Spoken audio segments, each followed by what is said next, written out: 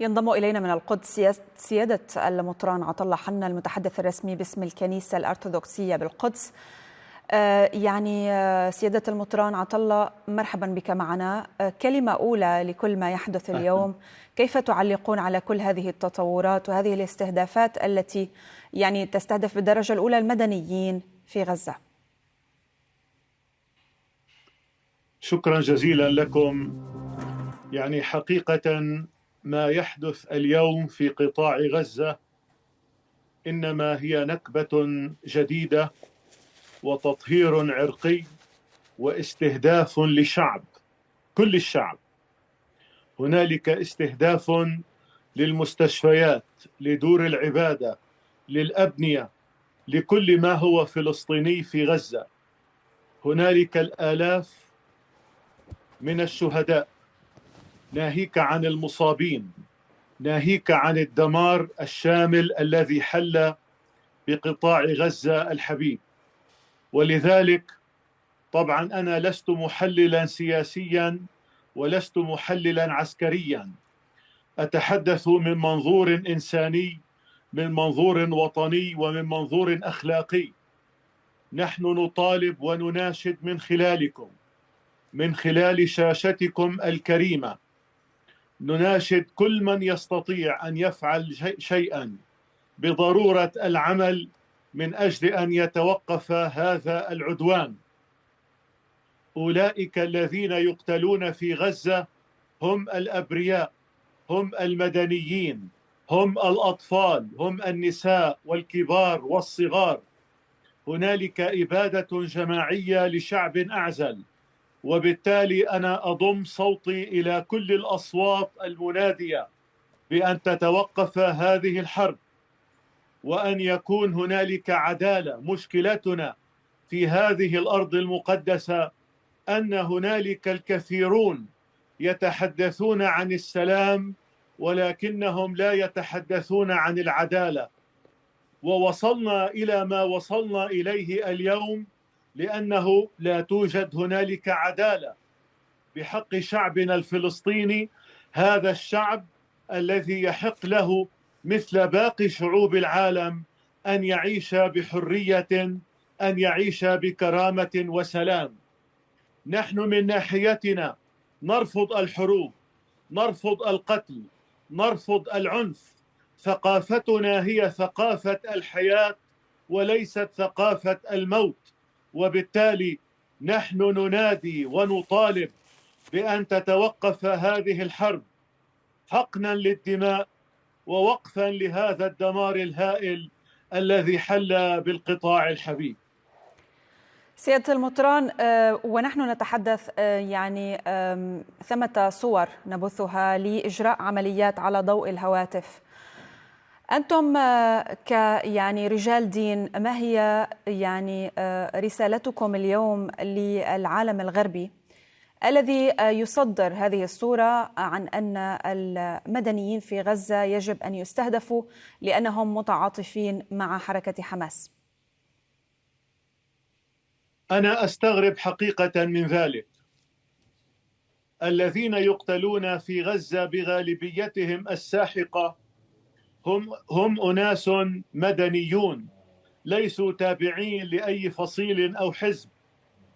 هم ينتمون لبلدهم، هم ينتمون لفلسطين، هم ينتمون لغزة، ولكنهم ليسوا جزءا من الأحزاب والفصائل. هذا أولا. ثانيا، هذا العالم الذي يدعي التحضر ويدعي الديمقراطية ويدعي الدفاع عن حقوق الإنسان، ألا يرون ما يحدث اليوم في غزة؟ ألا يرون المجازر؟ ألا يرون كيف أن هنالك المشفى الأهلي الإنجيلي، وهو مؤسسة مسيحية عريقة في غزة، قد دمر على من فيه، فارتقى عدد كبير من الشهداء، ناهيك عن الجرحى، ناهيك عن الدمار والخراب. أنا أعتقد بأن هذه الصور وحدها تتحدث وتبرز مدى المعاناة ومدى الوضع الغير إنساني الذي يعيشه أبناء القطاع. الصور التي تصلنا من غزة هي صور مروعة. يجب أن تغير الرأي العام وأن تغير من قرارات السياسيين الذين بغالبيتهم الساحقة ينحازون لإسرائيل ولكنهم يتجاهلون معاناة الشعب الفلسطيني. يحق لنا أن نتساءل: الفلسطينيون أليسوا بشر؟ أليسوا ناس؟ أليسوا من خلائق الله؟ ألا يحق لهم أن ينعموا بالحرية؟ ألا يحق لهم أن ينعموا بالسلام؟ لماذا يستهدفون؟ لماذا يضطهدون؟ طبعا الاضطهاد لم يبتدئ مع هذه الحرب، ولكن هذه الهمجية لم نشهدها من قبل. هذه الصور التي نراها في غزة، تصوري أختي العزيزة أننا نشعر بالألم والحزن ونحن نرى هذه المشاهد. تصوري أولئك الذين هم في غزة وتنهمر عليهم هذه القذائف وهذه الصواريخ. تصور الأطفال الذين يخافون، أولئك الأطفال الذين فقدوا أسرهم. هنالك أطفال لم يبقى من عائلتهم أحد، لا الأب ولا الأم ولا الأخ ولا العم ولا أحد. ولذلك نحن أمام كارثة إنسانية، ويجب أن يتحرك العالم اليوم وليس غدا كما تقول فيروز. يجب أن يكون هنالك تحرك سريع لوقف هذا العدوان، حقنا للدمار ووقفا للخراب. سيادة المطران، يهود من أجل السلام، حركة دينية يهودية تدين الاعتداءات الإسرائيلية المتكررة على المدنيين في غزة. لماذا لا يستمع العالم الغربي إلا إلى اليهود الصهاينة؟ حقيقة أنا ما أود أن أضيفه إلى ما قلته سابقا، بأننا نقدر ونثمن كل المواقف التي تصدر عن الأشقاء العرب وعن الأحرار في هذا العالم من كل الأديان ومن كل الأطياف ومن كل الأعراق. أنا أعتقد بأن كل إنسان عنده قيم أخلاقية بغض النظر عن دينه أو معتقده. يجب أن يرفض ما يحدث اليوم في قطاع غزة من تدمير ممنهج ومن استهداف لشعب أعزل. هذا الشعب هو شعب أعزل. هؤلاء الذين يستهدفون هم المدنيون. أنا أود من خلالكم أن أوجه نداء عاجلا إلى كل المرجعيات الدينية المسيحية في العالم ومن كل الكنائس وخاصة في الغرب، بضرورة أن تكون هنالك مواقف واضحة وجريئة تجاه هذه الجرائم المرتكبة بحق شعبنا. كما أن كل المرجعيات الدينية الإسلامية وحتى اليهودية المسالمة الغير صهيونية، الكل مطالبون، ومن كل الأديان ومن كل الطوائف ومن كل الأعراق مطالبون بأن يساهموا وبأن يعملوا من أجل أن تتوقف هذه المجازر المرتكبة بحق شعبنا الفلسطيني. أقول لهذا العالم الذي يدعي الديمقراطية: فلسطين بعيدة عن السلام لأن العدالة مغيبة. أين هي العدالة مما يحدث في هذه الأرض المقدسة، في القدس، في الضفة الغربية، واليوم في غزة التي تدمر عن بكرة أبيها؟ تحركوا يا أيها الأحرار. وقبل أن نخاطب الأحرار في العالم نخاطب أشقاءنا العرب، أشقاءنا العرب الذين هذه القضية الفلسطينية هي قضيتهم.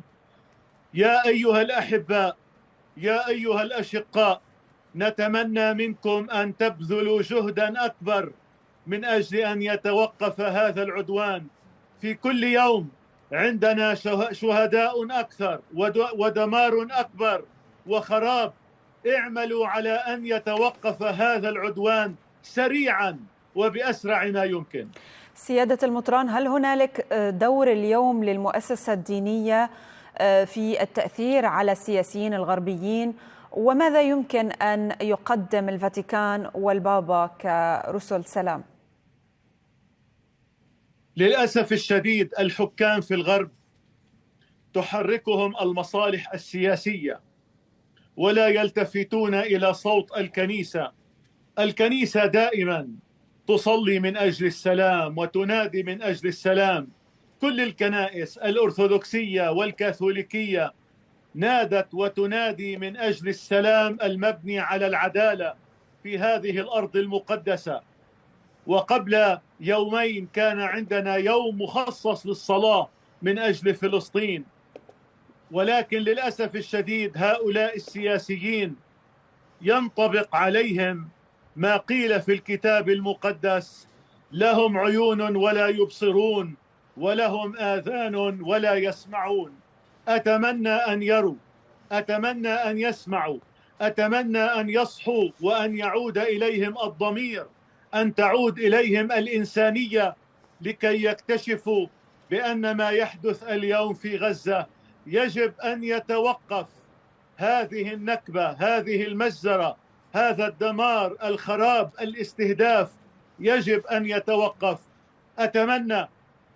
أتمنى أن يصل صوتنا إلى كل مكان، وأن يسمع الحكام في هذا العالم صوتنا، وأنين أولئك الذين يتألمون، أولئك الذين يبكون على أبنائهم وأحبائهم. سيادة المطران، الرئيس المصري والملك الأردني أكدا على ضرورة الوقف الفوري لهذه الحرب، وإلا انزلقت المنطقة إلى منزلق خطير.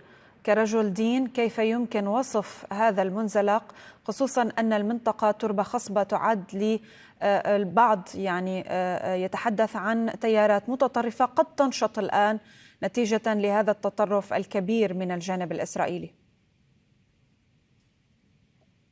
أنا أعتقد بأن انعدام العدالة وانعدام وجود حلول عادلة للشعب الفلسطيني هي التي أوصلتنا إلى ما وصلنا إليه. نحن ككنيسة وكأشخاص لا نؤمن بالعنف ولا نؤمن بالقتل، ولكن في نفس الوقت نحن منحازون لشعبنا، نحن منحازون إلى جانب هذا الشعب الذي يعشق الحياة ويعشق الحرية.